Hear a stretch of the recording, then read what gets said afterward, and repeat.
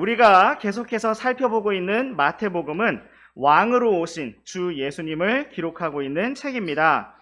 우리는 먼저 하나님께서 불완전한 인간의 역사 가운데 섭리로 보존하신 메시아 계보에 대해 살펴보았습니다.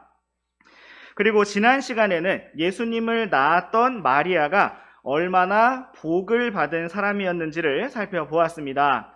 로마 카톨릭 천주교에서는 마리아를 여신으로 높이고 우상 숭배를 하면서 마리아를 가리켜 영원한 동정녀, 하나님의 어머니, 하나님과 사람 사이의 중재자라고 주장하고 있지만 성경에 나타난 마리아는 단지 크게 복을 받은 일반 사람이었습니다. 성경에서 말씀하고 있는 하나님과 사람 사이의 유일한 중재자는 오직 주 예수 그리스도이십니다. 예수님께서도 친히 내가 곧 길이요 진리요 생명이니 나를 통하지 않고는 아무도 아버지께 오지 못하느니라 라고 말씀하셨습니다. 그러므로 오늘도 우리가 새 언약의 유일한 중재자가 되시는 주 예수님을 통하여 하나님 앞에 담대히 기쁨으로 나오기를 원합니다. 이제 오늘은 마리아의 정혼한 남편이었던 요셉에 대해 살펴보면서 성경이 가르쳐 주시는 의로운 길이 무엇인지 함께 생각해 보기를 원합니다. 우리 함께 마태복음 1장 18절과 19절 말씀을 번갈아서 읽어보시겠습니다. 한편 예수 그리스도의 태어나심은 이러하니라. 그분의 어머니 마리아가 요셉과 정혼하였을 때 그들이 함께하기 전에 그녀가 성령님으로 말미암아 아이를 뵌 것이 드러나매 그때 그녀의 남편 요셉은 의로운 사람이므로 그녀를 공개적인 본보기로 삼으려 하지 아니하여 은밀히 그녀를 버리려고 마음먹었으나 마리아는 요셉과 정혼한 상태에서 아직 정식으로 결혼하여 함께 살기 전에 성령님으로 말미암아 아이를 가지게 되었습니다. 그 아이는 바로 창세기 말씀에서 하나님께서 친히 약속하신 여자의 씨이시며 이사야서에서 말씀하신 처녀에게서 탄생하시는 임마누엘, 즉 우리와 함께 계시는 하나님이신 주 예수 그리스도이셨습니다. 그런데 요셉은 이 모든 일들에 대해서 알지 못하는 상태였습니다. 그러므로 요셉은 마리아가 아이를 가지게 되었다는 사실을 알게 되었을 때 마리아가 음행을 하였다고 판단할 수밖에 없었고 마리아와의 관계를 은밀하고 조용하게 정리하려고 마음먹었습니다. 우리는 19절 말씀에서 요셉에 대한 한마디 설명을 볼 수가 있는데 그것은 바로 요셉이 의로운 사람이었다라고 하는 것입니다. 성경은 요셉이 의로운 사람이었기 때문에 마리아를 공개적인 본보기로 삼으려 하지 않았고 은밀히 그녀를 버리려고 마음먹었다고 기록하고 있습니다. 보통 우리는 의롭다고 하면 정의롭고 공의로운 것이라고 생각하기 때문에 요셉이 정말 정의로운 사람이었다면 오히려 마리아를 공개적인 본보기로 삼아서 유대 사회에 경각심을 주고 정의와 거룩함을 실현해야 하지 않을까 하고 생각할 수도 있습니다. 실제로 우리는 예수님께서 사역을 하시던 때에 서기관들과 바리새인들이 현장에서 간음하다가 붙잡힌 여자를 끌고 와서 율법대로 돌로 치려고 한 적도 있었다는 사실을 기억할 수가 있습니다. 그런데 요셉은 마리아를 그렇게 본보기로 삼지 않고 조용히 관계를 정리하려고 하였는데 성경은 그러한 요셉에 대해서 사랑이 많다라든지 긍휼이 풍성하다라고 표현하지 않고 의로운 사람이었다라고 설명하고 있습니다. 그렇다면 성경에서 말씀하시는 의로운 사람, 의로운 길이 과연 어떤 것인지 우리 함께 살펴보도록 하겠습니다. 먼저 우리 함께 미가서 6장 8절 말씀을 보시겠습니다. 시작. 오 사람아, 그분께서 무엇이 선한 것인지 내게 보이셨나니 주께서 내게 요구하시는 것은 오직 의롭게 행하며 긍휼을 사랑하고 겸손하게 내 하나님과 함께 걷는 것이 아니냐. 아멘. 우리는 이 말씀에서 하나님께서 보이신 선한 길이 무엇인지 알 수가 있습니다.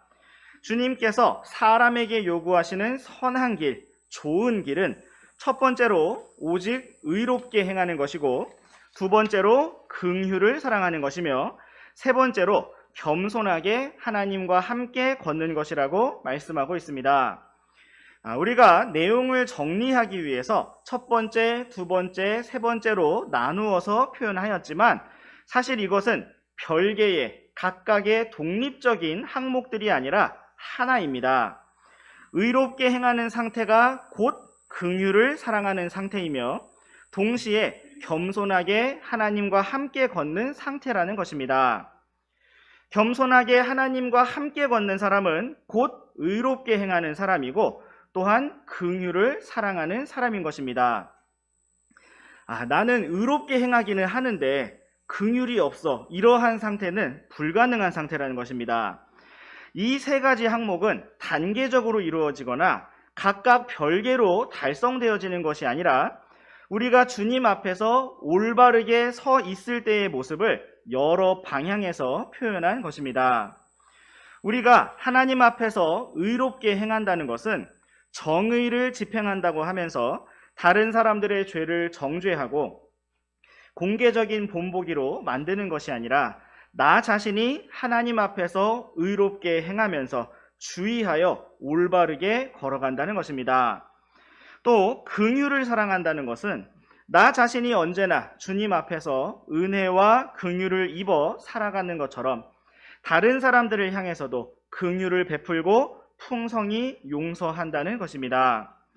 마지못해서 꾹 참거나 못마땅한 마음을 단지 침묵으로 넘기면서 아주 조금 긍휼을 베푸는 것이 아니라 긍휼을 사랑한다는 말씀처럼 풍성하고 넘치게 긍휼을 베푸는 것입니다.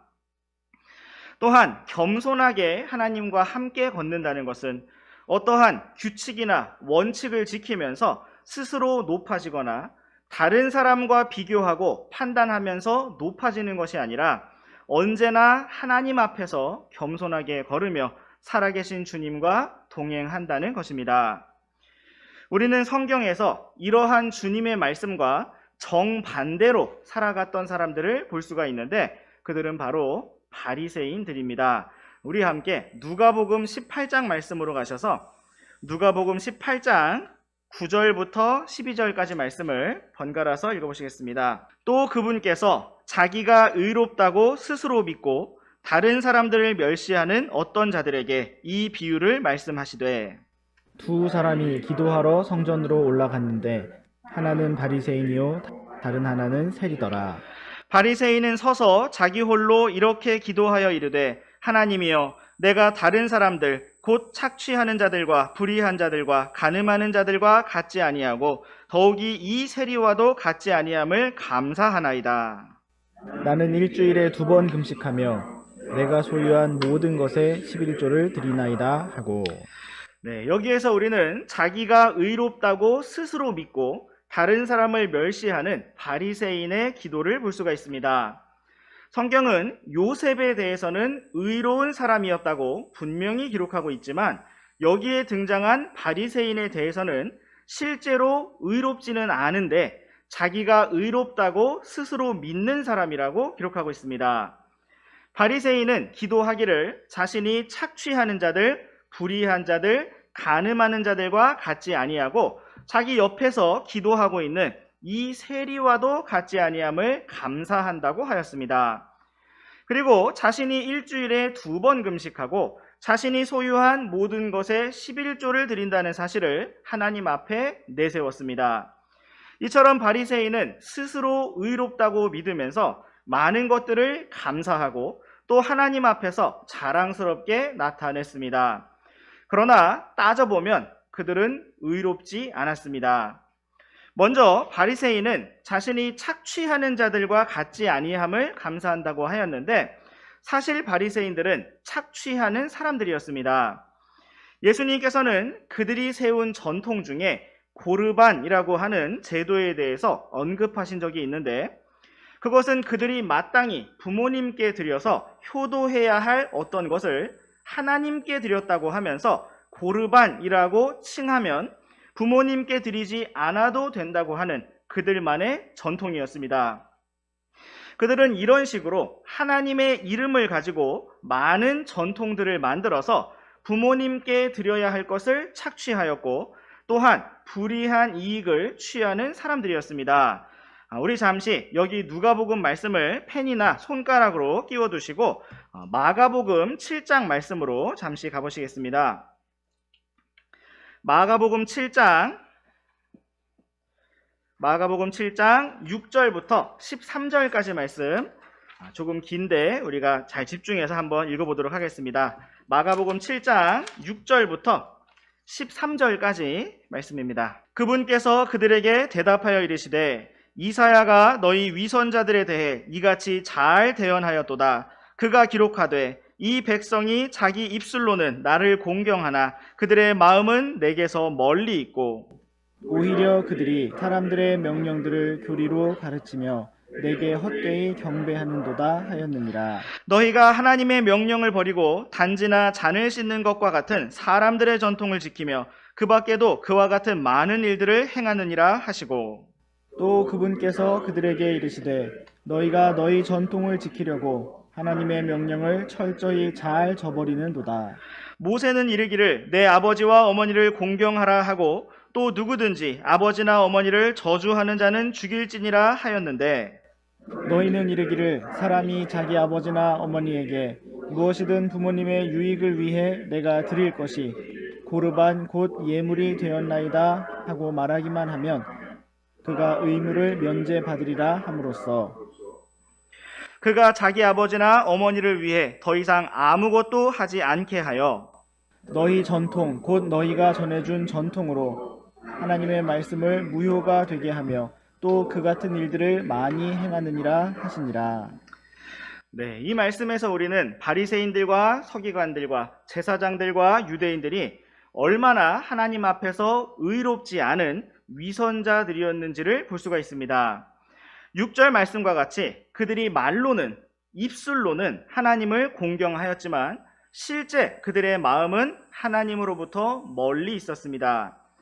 그들이 무엇인가를 열심히 지키는 것 같았지만 그것은 결국 자기들의 유익과 편의를 위해 만들어 놓은 사람들의 전통이었으며 하나님의 명령이 아니었습니다.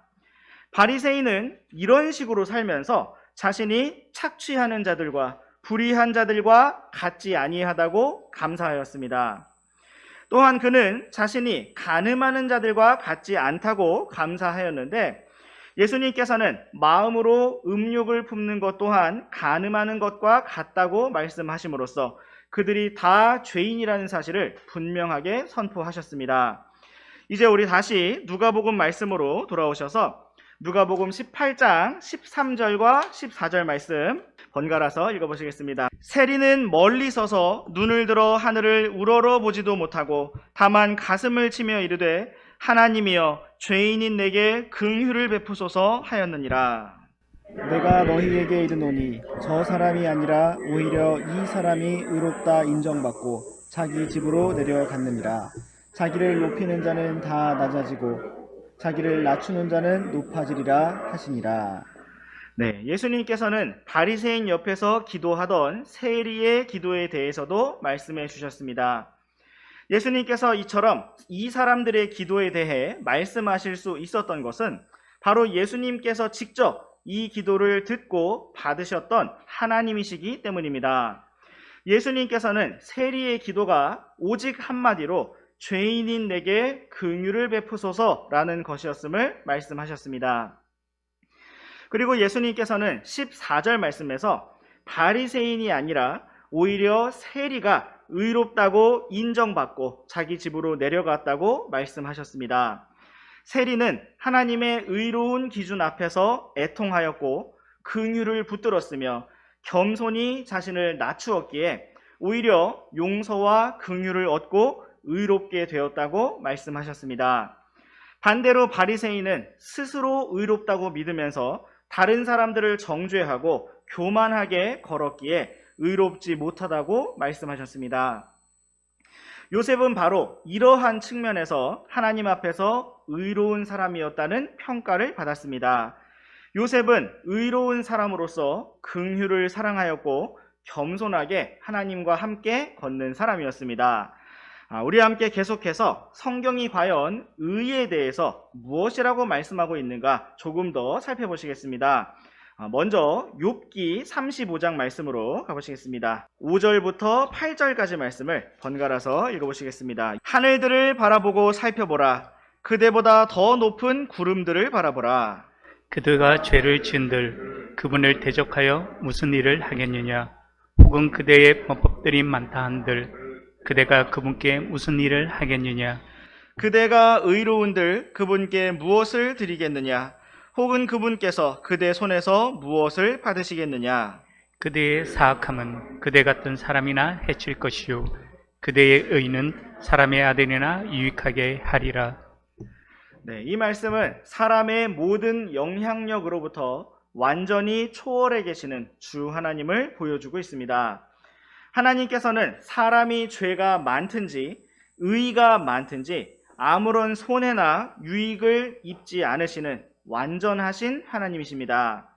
이 말씀은 우리가 사람들 앞에서 아무리 의롭다 할지라도 하나님 앞에서는 아무런 자랑거리가 아니며 아무 의미가 없다는 사실을 보여주고 있습니다. 우리가 성경을 많이 읽고 기도를 많이 하고 선한 일들을 많이 행할지라도 그것이 하나님께서 우리에게 고마워하시거나 우리에게 보답하셔야 할 그분의 유익이 아니라는 사실입니다. 그러므로 우리에게는 언제나 은혜와 긍휼이 필요합니다. 또한 우리 함께 잘 아시는 이사야서 말씀도 보시겠습니다. 이사야서 64장 6절 말씀입니다. 시작. 그러나 우리는 다 부정한 물건 같고 우리의 모든 의는 더러운 누더기 같으며 우리는 다 잎사귀같이 시들므로 우리 불법들이 바람같이 우리를 몰아갔나이다. 네, 성경은 마치 거기에 닿으면 모든 것을 부정하게 만드는 부정한 물건이 바로 우리들과 같다고 말씀하고 있습니다. 또한 사람의 죄가 아니라 사람의 모든 의가 더러운 누더기 같다고 말씀하고 있습니다. 아담과 이브가 에덴 동산에서 무화과 나뭇잎으로 앞치마를 만들었던 것처럼 사람이 자기 자신의 의로 자신을 가리고 꾸밀지라도 그것이 다 잎사귀같이 시들며 바람이 불면 낙엽이 날아가는 것처럼 우리가 그렇게 불법들로 말미암아 여기저기로 끌려다니고 날아다니는 자들이라고 말씀하고 있습니다.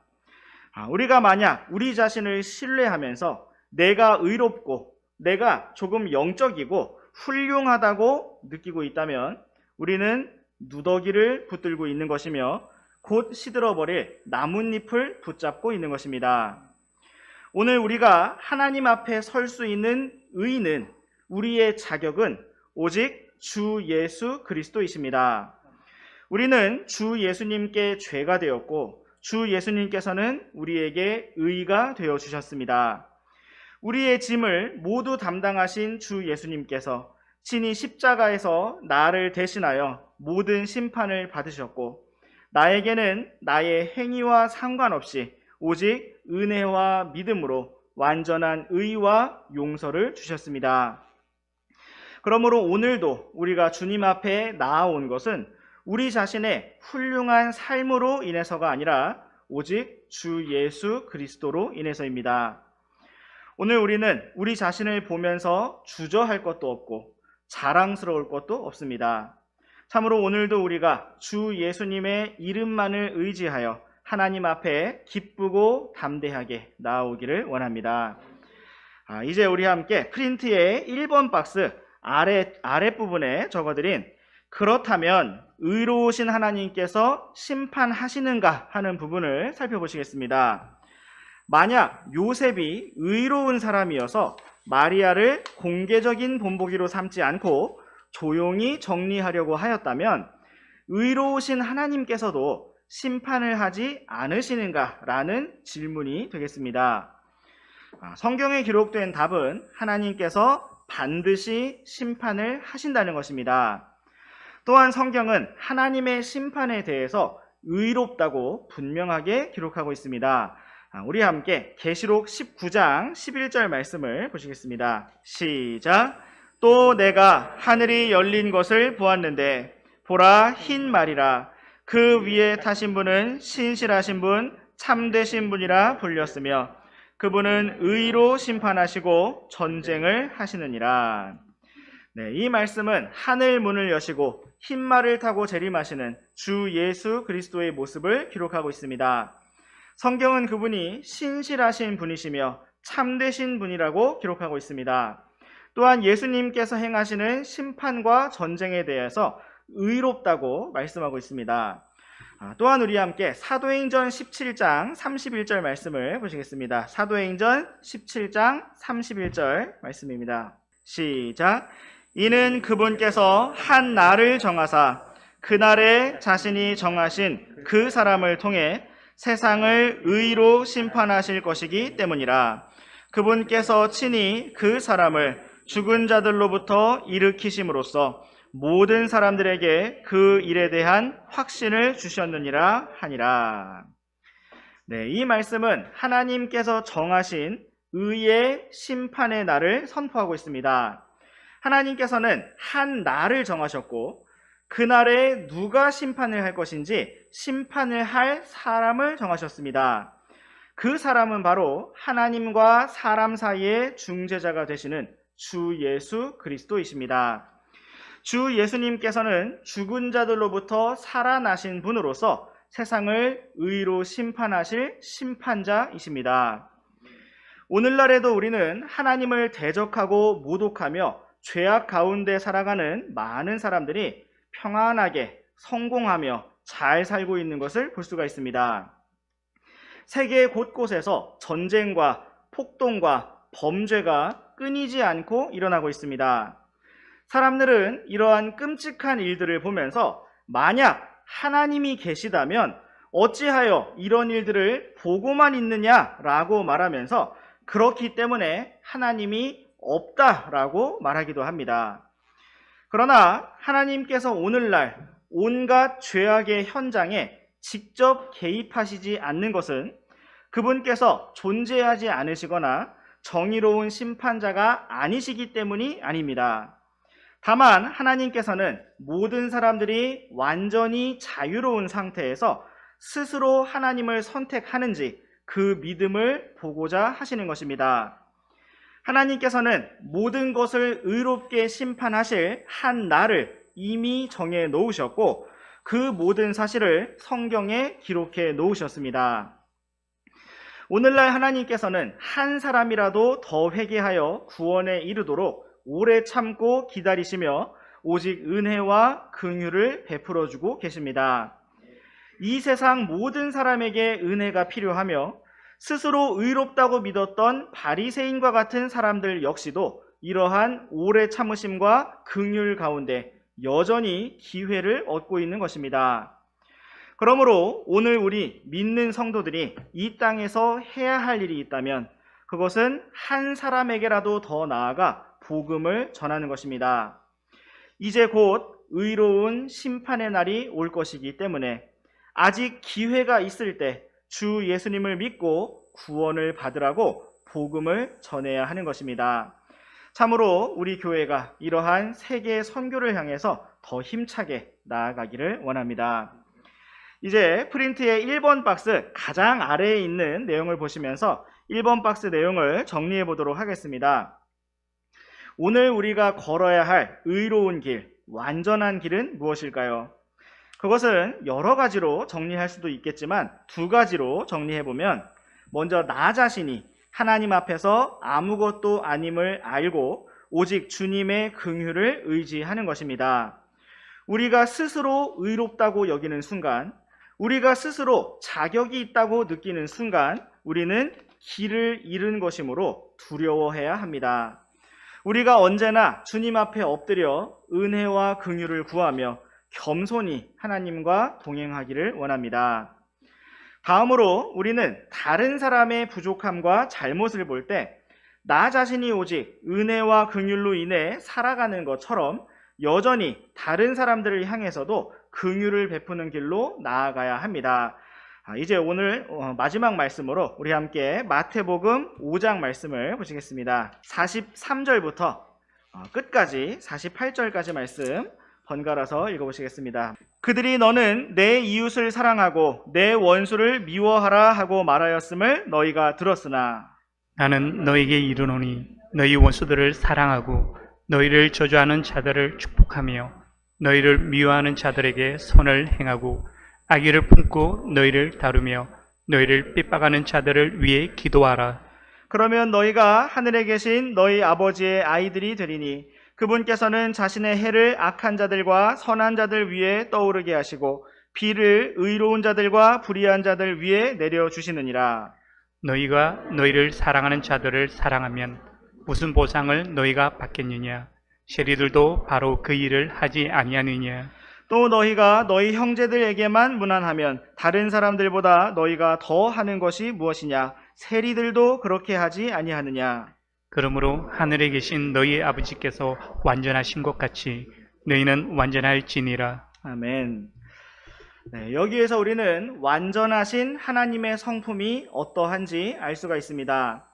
우리 하나님께서는 45절 말씀과 같이 자신의 해를 선한 자들 위에만이 아니라 악한 자들과 선한 자들 위에 떠오르게 하시고 비를 의로운 자들과 불의한 자들 모두에게 내려주시는 사랑과 긍휼의 하나님이십니다. 오늘날 하나님께서는 자신을 모독하는 자들, 죄 많은 사람들 모두에게 햇빛을 주시고 비를 주시고 먹을 음식을 주시고 건강을 주시며 긍휼을 베풀어 주고 계십니다. 예수님께서는 오늘 우리도 그러한 길을 가야 한다고 가르쳐 주셨습니다. 46절과 47절 말씀에서는 당시 유대인 사회에서 죄인이라고 낙인 찍힌 세리들도 자기들을 사랑하는 자들을 사랑하고 형제들에게 무난한다고 말씀하고 있습니다. 그런데 우리는 오늘날 심지어 자기들을 사랑하는 자들도 사랑하지 아니하고 배신하는 참으로 어그러지고 타락한 시대를 살아가고 있습니다. 오늘날 부모와 자녀가 대적하고 가정들이 깨어지며 친구들이 서로 배신하는 참으로 죄로 가득한 시대를 우리가 살아가고 있습니다. 그러나 주님께서는 우리가 완전하신 주님의 성품과 같이 완전하게 살아가기를 원하십니다. 우리가 의롭게 걷는다는 것은 모든 불의를 심판하고 원수를 갚으며 모든 부당한 일들에 대해서 따지고 싸우며 대항하는 것이 아니라 주 예수님께서 묵묵히 어린 양과 같이 십자가의 길로 나아가셨던 것처럼 우리 또한 그 모든 것을 품고 받아들이는 길입니다. 우리가 그렇게 갈 수 있는 것은 하나님께서 정하신 날에 모든 것을 정의롭게 심판하시고 완전하게 보상하실 것을 믿기 때문입니다. 그러므로 오늘도 우리는 믿음으로 살면서 하나님께서 보여주신 선한 길을 따라 오직 의롭게 행하며 긍휼을 사랑하고 겸손하게 하나님과 함께 걷는 길로 나아가기를 원합니다. 우리의 유일한 자격이 되시며 우리의 생명이 되시는 주 예수님을 힘입어서 참으로 그렇게 걸어가기를 원합니다. 네, 기도하시겠습니다.